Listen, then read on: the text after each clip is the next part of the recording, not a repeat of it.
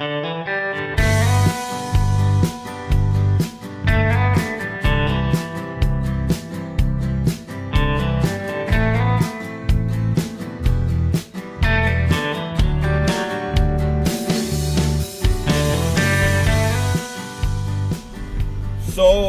mga paps, magandang umaga nga po ulit sa inyong lahat, no? At tayo nga po yan dito sa Molino Paliparan Road, no? Ito ay Dasmariñas bound. At katabi nga po natin yung Molino flyover, no? On which nagkaroon nga po tayo ng coverage dyan. Yung magiging problema niya nga po, no? Lalo na yung paakyat ng tulay pa Dasma bound. But anyway, ang vlog nga po natin ngayon is itong bagong open na River Drive, no? Kung saan palabas nga po ito ng Molino Paliparan Road din. Kakabukas nga lang din ito mga paps, no? Naalala ko siguro wala pang or mga isang taon na rin siguro mahigit nung nakita ko nga na meron ng earthworks na ginagawa dyan sa River Drive na yan. So yun nga po yung ipapakita natin ngayon mga paps, no? Again mga paps, ito nga po yung Dasmariñas bound tayo ngayon, ano? So para nga po, no, sa mga sasakyan, pribadong sasakyan na gusto makaiwas sa traffic dyan sa intersection na yan, dyan sa Daang Hari, no, at Molino Paliparan Road, ay meron nga po ditong isang alternate access mga paps, no? Yung papasukin nga po natin sa gawing kaliwa natin. Yan nga po yung ginawa nila, no, habang ginagawa yung bridge. And malaki nga po ang naitulong nitong itong diversion road na ito, no, para makaiwas diyan sa intersection.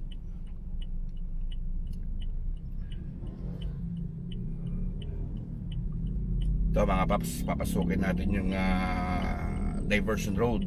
Matagal na nga po ito nagbukas mga paps, pero yung pupuntahan natin ay bago-bago nga lang po. At isa na naman po siyang River Drive, no, na maihahantulad natin. Yung River Drive dyan sa may Sapote, no. Yan. So ito yung papuntang Daang Hari mga paps.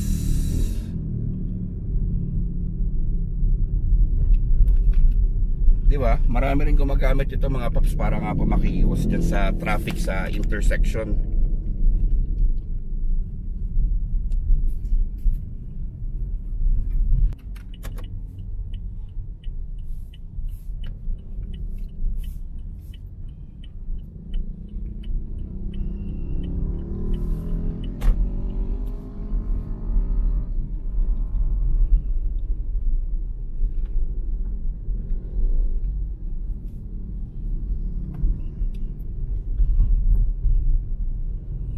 Kayo mga paps, anong observation niyo sa River Drive?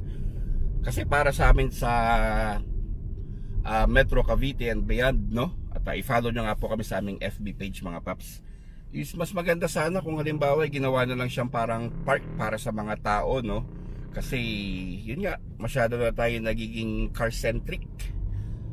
Puro na lang kalsada at nawawala na nga po ang espasyo ang mga publiko, no? But anyways, yun nga lang po yung sarili naming obserbasyon, no, about sa mga River Drive.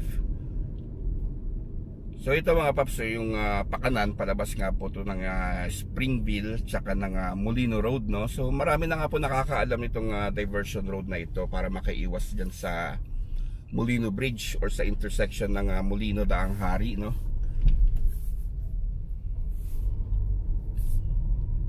And dito mga paps, yung mga makikita nyong earthworks, no, sa gawing kanan natin ay revetment yan, no, ng ilog.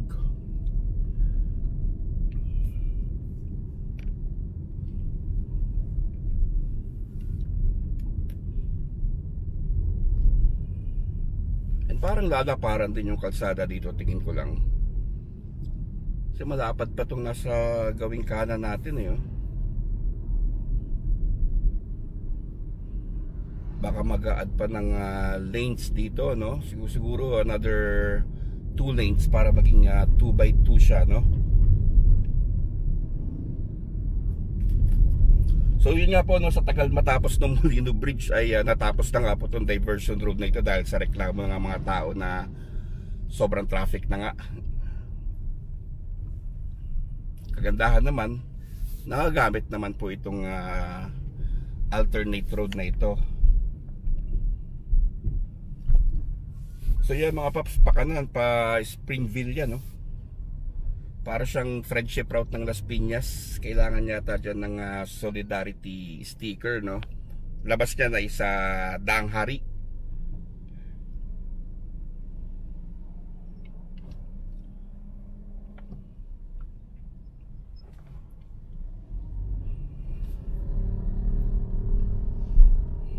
Ayun. So pag ito, dinire-diretso natin mga papi, labas mo ay sa Molino Road na, no? Paglabas mo dito, pag ikay pakaliwa, pabalik ng Dasma, yung pinanggalingan natin, yung saan tayo nagsimula, at yung pakanan naman, Manila bound, no? So ito yung earthworks na siya sabi ko sa inyo mga paps. So, revetment yan ng ilog. Siguro lalaparan na rin yung kalsada, no? Sa nakikita ko, parang ganun yung plano dito eh.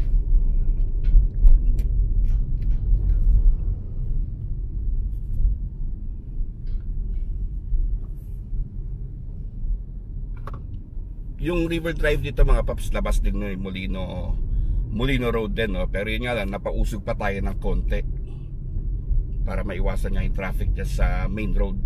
So ito na mga paps, no? Ito yung bagong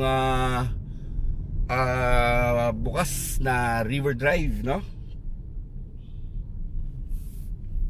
Ingat lang dahil maraming blind corner dito, katulad nga po nung sa Zapote River Drive, no? So same nga po siya ng itsura.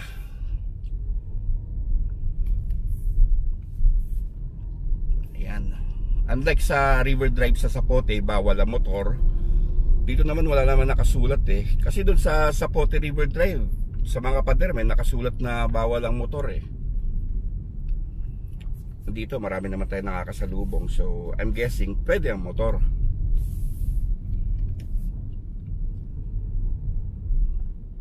Ito, sharp curve, blind corner pa.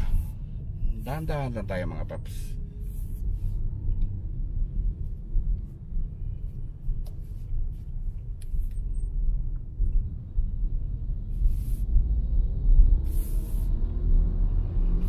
Okay, overtake.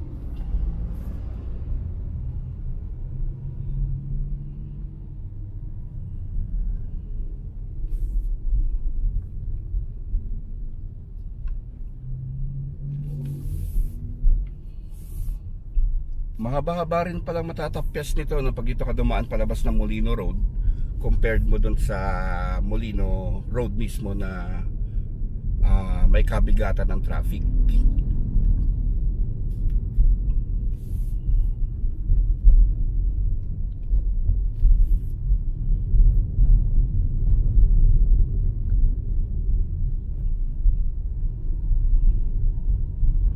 Maraming namimingwit ah. Ano ba meron dyan? Tilapia?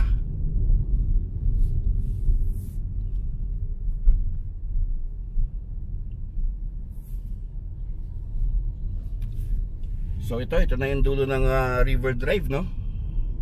Or hindi pa pala. Actually first time ko dumaan dito. Oh, lalim mo.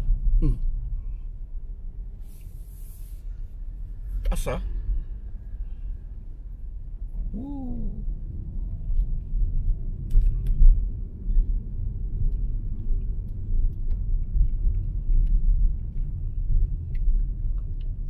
Yan yung dulo siguro mga paps oh.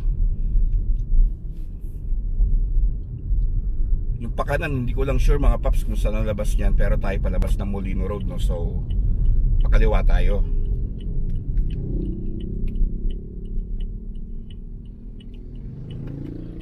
Hindi, para meron pa siyang dugtong dito mga paps oh, sa gawing kanan.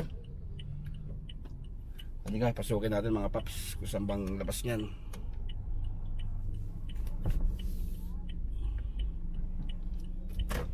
Yung pakaliwa mga paps, basta labas yan ay sa Molino Road na, no? Tayo'y babahagyanan dito dahil ito yung sa gawing kaliwa natin ay may karugtong pa nga yung River Drive, no? Ito.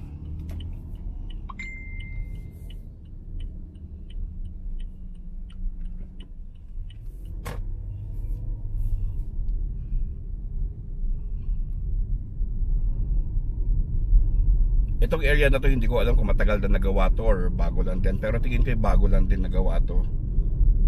Comment nyo na mga paps, dahil hindi tayo sigurado dito sa itong area na ito ng River Drive. Pero definitely yung pinanggalingan natin, yun medyo bago-bago pa yun mga paps.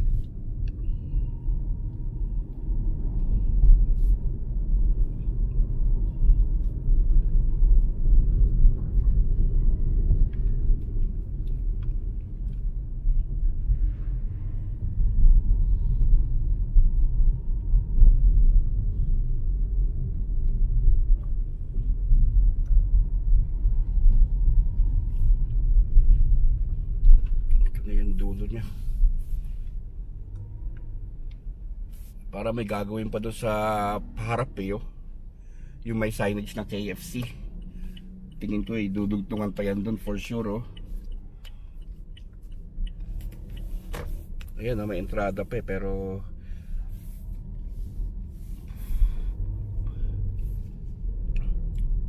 tayo palabas na ng Molino.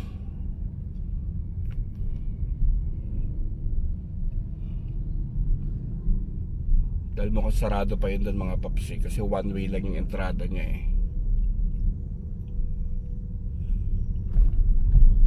So ito, labas niya ay sa may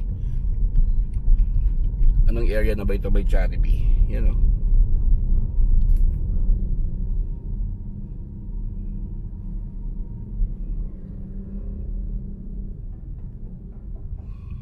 So may hospital pala, no? Cavite East Asia Medical Center. So yun nga, no? Malaki rin yung tapyas niya, no? Na madadivert sa'yo pag nag-Molino Road ka, no? Mga paps, kung kayo papunta ng Molino Boulevard, maganda rin gamitin yung River Drive na yun para mabawasan na yung volume ng sasakyan dito. At syempre para makaiwas na rin kayo sa traffic. So yung pakaliwa mga paps, yan na yung Molino Molino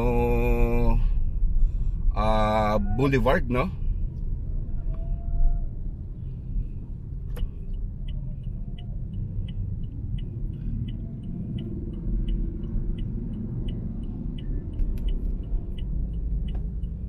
Siguro yung River Drive na sabi ko sarado pa, dito labas naman nun para tumbok ka dito sa Molino Boulevard na mismo. Wari ko lang. So ito mga paps, papasok na nga po tayo ng Molino Boulevard, no? Ipinakita ko nga lang po sa inyo at tinuro yung bagong alternate route via River Drive dito nga po sa Molino, no? So that's from Molino Road, palabas mo na dito diretso sa, let's say dito sa Molino Boulevard. So mga paps, ito na nga po yung update natin for today. Ingat po kayo palagi. God bless. At syempre alam nyo na,